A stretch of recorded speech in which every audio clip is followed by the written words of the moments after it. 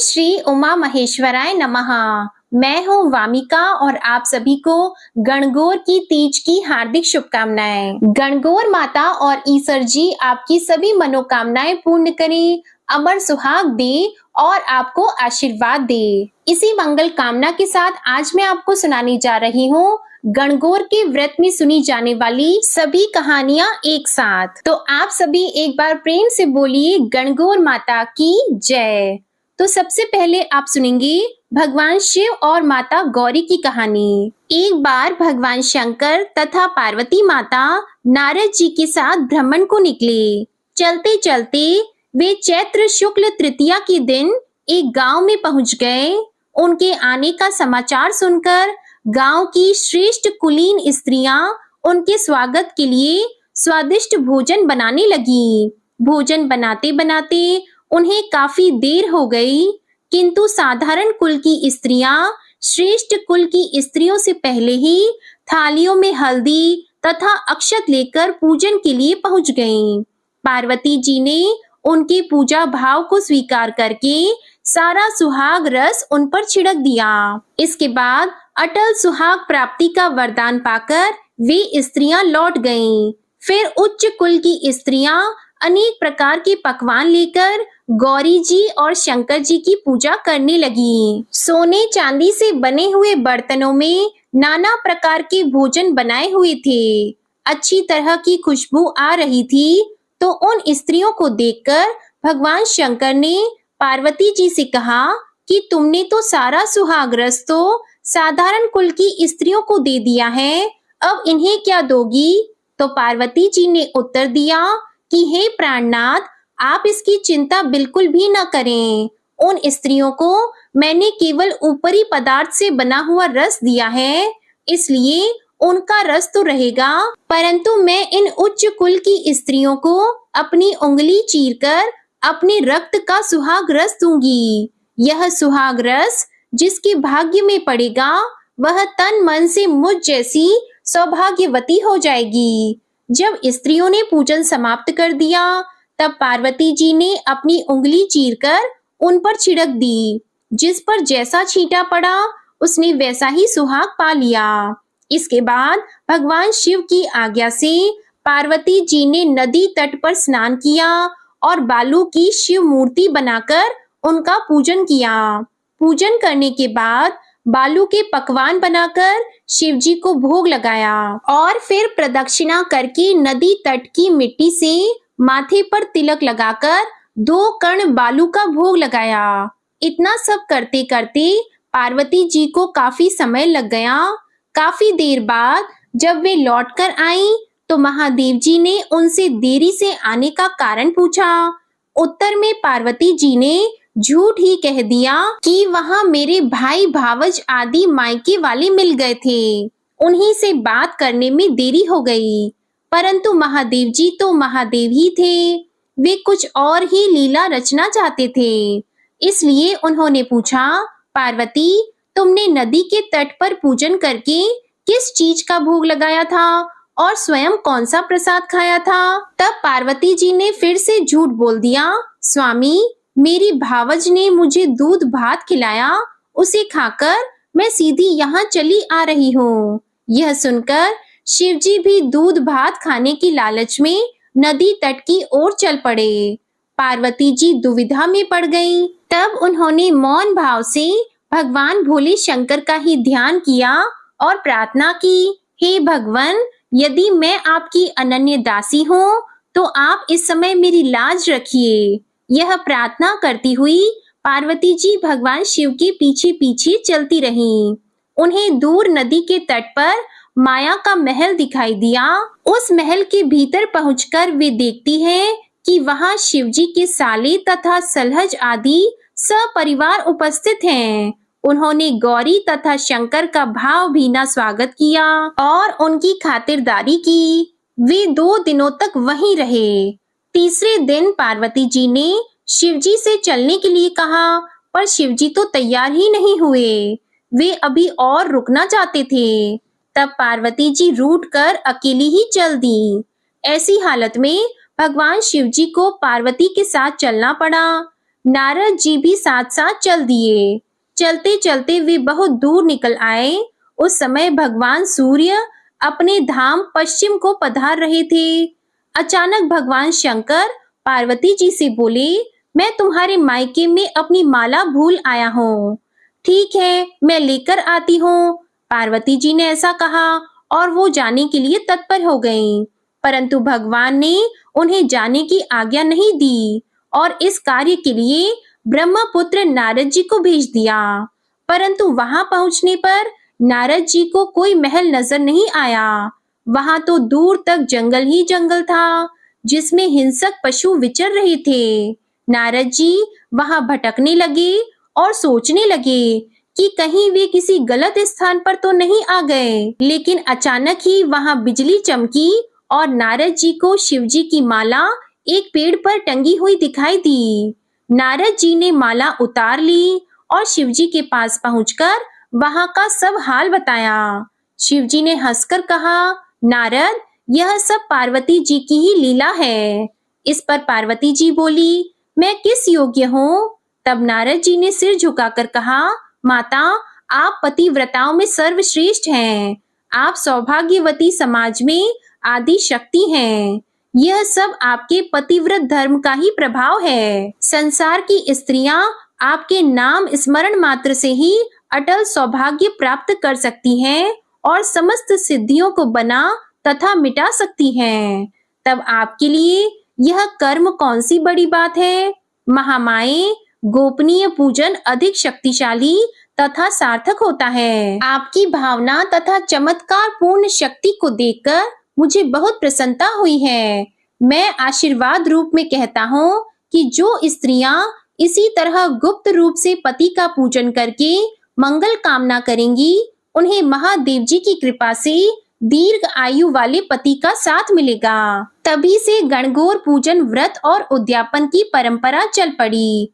तो आइए अब सुनते हैं गणगौर की दूसरी कहानी। एक बार राजा ने जौ और चने बोए और माली ने अपने घर में दूब बोई। राजा के जौ चने बढ़ते गए और माली की दूब घटती गई। एक दिन माली ने सोचा कि क्या बात है, राजा के जौ और चने तो बढ़ते जा रहे हैं और मेरी दूब क्यों घटती जा रही है। एक दिन माली छुपकर बैठ गया और देखने लगा कि क्या कारण है। तब माली ने देखा कि कुंवारी लड़कियां आईं और दूब तोड़कर ले गईं। तब माली उनके कपड़े छीनने लगा और पूछने लगा कि तुम दूब क्यों ले जा रही हो। तो लड़कियां बोली, हम 16 दिन तक गणगौर पूजन करते हैं, इसलिए पूजा के लिए दूब ले जा रहे हैं। सो हमारे कपड़े दे दो। 16 दिन बाद गणगौर विदा होगी, जिस दिन हम तुम्हें लापसी, हलवा, घेवर, मिठाई आदि लाकर देंगे। फिर उसने सबके कपड़े वापस दे दिए। जब 16 दिन पूरे हुए तब लड़कियों ने लापसी, हलवा आदि सामग्री मालिन को लाकर दे दी। बाहर से मालिन का बेटा आया और बोला, माँ, मुझे बहुत भूख लगी है। मालिन बोली कि बेटा, आज तो लड़कियां बहुत सारा खाना देकर गई है, रसोई में रखा है, ले लो। बेटे से रसोई खुली नहीं। तब माँ ने आकर चिंटी अंगुली से छींटा दिया तो रसोई खुल गई। अंदर देखा तो ईसर गणगौर बैठे थे। ईसर जी ने बहुत सुंदर वस्त्र पहने हुए थे और गौरा माता मांग सवार रही थी। रसोई में अन्न धन के भंडार भरे पड़े थे। माली, मालिन और उनके बेटे को ईसर गणगौर जी के सुंदर दर्शन हुए। हे गणगौर माता, जिस प्रकार माली के परिवार को दर्शन दिया, उसी प्रकार सबको दर्शन देना। ईसर जी जैसा भाग और गौरा जैसा सुहाग सबको देना। गणगौर की कहानी कहने वाले को, सुनने वाले को, हुंकारा भरने वाले को और सारे परिवार को देना। प्रेम से बोलिए गणगौर माता की जय। अब सुनिए गणगौर की तीसरी कहानी। एक बार भगवान शिव और माता पार्वती जी कैलाश पर्वत से सृष्टि का भ्रमण करने के लिए उतरे तो सबसे पहले उनको एक गाय मिली जो बहुत ही तड़प रही थी क्योंकि उसका बच्चा होने वाला था। तो माता पार्वती जी को बहुत घबराहट हुई। उन्होंने भगवान से कहा कि मेरे तो आप गांठ बांध दो, मैं ऐसे दुख देख नहीं सकती। तब भगवान बोले, अभी तो बहुत कुछ देखना है। तब दोनों आगे चले तो हथिनी परेशान हो रही थी। फिर आगे चलने पर देखा कि राजा के रजवाड़े से उल्टे निशान हो रहे थे। तब माता गौरा ने भगवान से पूछा कि ये क्या हो रहा है। तब भगवान ने कहा कि राजा की रानी भी गर्भवती है और उसे प्रसव पीड़ा है। तब गौरी जी ने जबरदस्ती भगवान के मना करने पर भी गांठ लगवा ली और कहने लगी कि मुझे कभी भी बच्चा नहीं चाहिए। इसके बाद वे आगे सैर के लिए निकल गए। तब वापस आते समय क्या देखते हैं कि राजा के यहाँ शहनाई बाजे बज रहे हैं और खुशियां मनाई जा रही हैं। रानी बहुत खुश हैं। तब गौरा जी बोली, जब रानी ही बहुत खुश हैं तो मुझे बेटा होए तो मैं कितनी खुश हो जाऊं। आप मेरी गांठ कृपया करके खोल दें। तब भगवान ने मना कर दिया और आगे चल दिए। आगे चलकर वे देखते हैं कि हथिनी भी अपने बच्चे को प्यार से चाट रही थी और गाय भी बहुत खुश नजर आ रही थी। तब गौरी जी ने भगवान शंकर से बहुत जिद की। फिर वे घूमते घूमते कैलाश पर्वत पहुंचे। कुछ दिन बाद गणगौर का पर्व आया। औरतें माता गणगौर की पूजा करने और अपने सुहाग को अमर रखने के लिए आईं। तब उन्होंने सारा सुहाग पहले पहुंचने वाली औरतों को बांट दिया। तब भगवान बोले कि तुम्हारी पुजारी ने तो अब सज धज कर आएंगी और तुमने सारा सुहाग पहले ही बांट दिया। तब उनके आने पर गौरी जी ने नैनों में से सुरमा निकाला, मांग में से सिंदूर निकाला, टिक्की में से रोली निकाली और चिटली अंगुली से अमर सुहागिन होने के छींटे दिए और अमर सुहाग को बांटा। हे भगवान, गणगौर माता की कहानी कहने वाले को, सुनने वाले को, होकारा भरने वाले को, सभी को ईश्वर गणगौर जी की कृपा प्राप्त हो और सभी को अमर सुहागन रखें। अब सुनिए गणगौर की चौथी कहानी। एक बार ईश्वर जी 16 दिन गणगौर के हुए, तब ससुराल गौरा जी को लाने के लिए पहुँचे। वहां जाकर ईश्वर जी ने गौरा जी की परीक्षा के लिए गौरा जी की माँ ने जितना भी खाना बनाया था अकेला ही खा लिया। तब माता गणगौर को भी भूख लगी थी और वो कहने लगी कि माँ, जो भी खाना बचा है वो मुझे दे दो। तो माँ ने देखा कि बथुए की 2 पिंडी और जल का लोटा मिला। तो गौरा जी ने वो ही खा लिया और उस पर पानी पी लिया। फिर गौरा जी की विदाई कर दी। जब ईश्वर जी ससुराल से विदा होकर आए तब उन्हें रात को जंगल में विश्राम करना पड़ा। माता गौरा को भूख के कारण नींद नहीं आ रही थी। तब ईश्वर जी ने अपने अंतर्मन से उनके पेट में देखा तो बथुए की पिंडी और जल का लोटा झूल रहा था। भगवान ईश्वर जी ने बाद में गौरा जी से पूछा कि आज तुमने क्या क्या खाया है। तब माता जी बोली कि आपने खाया वही मैंने खाया। तब भगवान जी बोले कि तुम झूठ बोलती हो, तुम्हारे पेट में तो बथुए की पिंडी और जल का लोटा झूल रहा है। तब गौरा जी को क्रोध आ गया और वे बोली कि आज तो आपने औरत जात के पेट में ढकनी खोली है, आइंदा कभी मत खोलना। आपको अच्छी तरह खिलाया पिलाया है, मुझे चाहे कुछ भी खिलाया हो, आपने मेरी परीक्षा नहीं मेरी माँ की परीक्षा ली है। इस प्रकार बातें करते हुए दोनों कैलाश पर्वत पर पहुंच गए। हे ईश्वर गणगौर जी, आप जैसा सच्चा साथ और समर्पण सबको देना। तो यह हो गई गणगौर की कहानी और अब आप सुनेंगे गणेश जी की कहानी और उसके बाद में लपसी और तपसी की कहानी। ये 2 कथाएं हर व्रत कथा में अवश्य ही सुननी चाहिए, नहीं तो व्रत का पूर्ण फल प्राप्त नहीं होता। बोलो गणेश भगवान की जय। एक समय की बात है, एक भाई बहन रहते थे। बहन का नियम था कि वह अपने भाई का चेहरा देखे ही खाना खाती थी। हर रोज वह सुबह उठती थी और जल्दी जल्दी सारा काम करके अपने भाई का मुंह देखने के लिए उसके घर जाती थी। एक दिन रास्ते में एक पीपल के नीचे गणेश जी की मूर्ति रखी थी। उसने भगवान के सामने हाथ जोड़कर कहा कि मेरे जैसा अमर सुहाग और मेरे जैसा अमर पीहर सबको दीजिए। यह कहकर वह आगे बढ़ जाती है।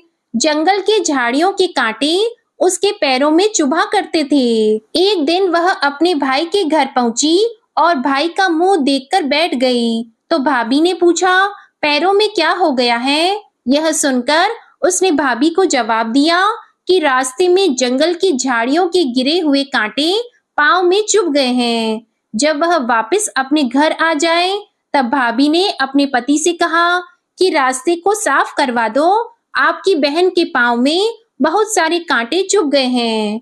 भाई ने तब कुल्हाड़ी लेकर सारी झाड़ियों को काटकर रास्ता साफ कर दिया, जिससे गणेश जी का स्थान भी वहां से हट गया। यह देखकर भगवान गुस्सा हो गए और उसके भाई के प्राण हर लिए। जब लोग अंतिम संस्कार के लिए भाई को ले जा रहे थे तब उसकी भाभी रोते हुए लोगों से कहने लगी, थोड़ी देर रुक जाओ, उसकी बहन आने वाली है। वह अपने भाई का मुंह देखे बिना नहीं रह सकती है, उसका यह नियम है। तब लोगों ने कहा, आज तो देख लेगी पर कल कैसे देखेगी? रोज दिन की तरह बहन अपने भाई का मुंह देखने के लिए जंगल में निकली। तब जंगल में उसने देखा कि सारा रास्ता साफ किया हुआ है। फिर जब वह आगे बढ़ी तो उसने देखा कि सिद्धि विनायक को भी वहां से हटा दिया गया है। तब उसने जाने से पहले गणेश जी को एक अच्छे स्थान पर रखकर उन्हें स्थान दिया और हाथ जोड़कर बोली, भगवान मेरे जैसा अमर सुहाग और मेरे जैसा अमर पीहर सबको देना। और फिर बोलकर आगे निकल गई। भगवान तब सोचने लगे कि अगर इसकी नहीं सुनी तो हमें कौन मानेगा, हमें कौन पूजेगा। तब सिद्धि विनायक ने उसे आवाज दी, बेटी इस खेजड़ी की 7 पत्तियां लेकर जा और उसे कच्चे दूध में घोलकर भाई के ऊपर छींटा मार देना, वह उठकर बैठ जाएगा। यह सुनकर जब बहन पीछे मुड़ी तो वहां कोई नहीं था। फिर वह यह सोचने लगती है कि ठीक है, जैसा सुना है वैसा कर लेती हूँ। फिर वह 7 खेजड़ी की पत्तियां लेकर अपने भाई के घर पहुंची। उसने देखा वहां कई लोग बैठे हुए हैं, भाभी बैठी रो रही है और भाई की लाश रखी है। तब उसे जंगल वाली आवाज समझ में आ गई। उसने जल्दी से उन पत्तियों को पीसकर अपने भाई के ऊपर छींटा मारा तो उसका भाई जल्दी से उठकर बैठ गया और बोला कि बहन आज तो मुझे बहुत ही गहरी नींद आ गई। तब उसकी बहन बोली, यह नींद किसी दुश्मन को भी न आए, और उसने सारी बात अपने भाई को बता दी और भाई बहन बड़ी खुशी से एक दूसरे के गले लग गए। हे गणेश जी भगवान, जैसा फल बहन को दिया वैसा सबको देना। जय हो गणेश भगवान की। आइए अब सुनते हैं लपसी और तपसी की कहानी। यह कहानी हर व्रत कथा के साथ सुनी जाती है। एक लपसी था, एक तपसी था। तपसी हमेशा भगवान की तपस्या में लीन रहता था। लपसी रोजाना 1.25 सेर की लापसी बनाकर भगवान को भोग लगाकर भोजन कर लेता था। एक दिन दोनों लड़ने लगे। तपसी बोला, मैं रोज भगवान की तपस्या करता हूँ, इसलिए मैं बड़ा हूँ। लपसी बोला, मैं रोज भगवान को 1.25 सेर लापसी का भोग लगाता हूँ, इसलिए मैं बड़ा हूँ। नारद जी वहां से गुजर रहे थे। उन्होंने दोनों को लड़ता हुआ देखकर उनसे पूछा कि तुम लड़ क्यों रहे हो? तपसी ने खुद को बड़ा होने का कारण बताया और लपसी ने अपना कारण बताया। नारद जी बोले, तुम्हारा फैसला मैं करता हूँ। दूसरे दिन लपसी और तपसी नहाकर अपनी रोज की भक्ति करने आए तो नारद जी ने छुपकर 1.25 करोड़ की एक अंगूठी उन दोनों के आगे रख दी। तपसी की नजर जब अंगूठी पर पड़ी तो उसने चुपचाप अंगूठी उठाकर अपने नीचे दबा ली। लपसी की नजर जब अंगूठी पर पड़ी तो उसने ध्यान नहीं दिया और भगवान को भोग लगाकर लापसी खाने लगा। नारद जी सामने आए तो दोनों ने पूछा कि कौन बड़ा है, तो नारद जी ने तपसी से खड़ा होने को कहा। वो खड़ा हुआ तो उसके नीचे दबी अंगूठी दिखाई दी। नारद जी ने तपसी से कहा, तपस्या करने के बाद भी तुम्हारी चोरी करने की आदत नहीं गई है, इसलिए लपसी बड़ा है और तुम्हें तुम्हारी तपस्या का कोई फल भी नहीं मिलेगा। तपसी शर्मिंदा होकर माफी मांगने लगा। उसने नारद जी से पूछा, मुझे मेरी तपस्या का फल कैसे मिलेगा? नारद जी ने कहा, यदि कोई गाय और कुत्ते की रोटी नहीं बनाएगा तो फल तुझे मिलेगा। यदि कोई ब्राह्मण को भोजन करवाकर दक्षिणा नहीं देगा तो वह फल तुझे मिलेगा। यदि कोई साड़ी के साथ ब्लाउज नहीं देगा तो फल तुझे मिलेगा। यदि कोई दिए से दिया जलाएगा तो फल तुझे मिलेगा।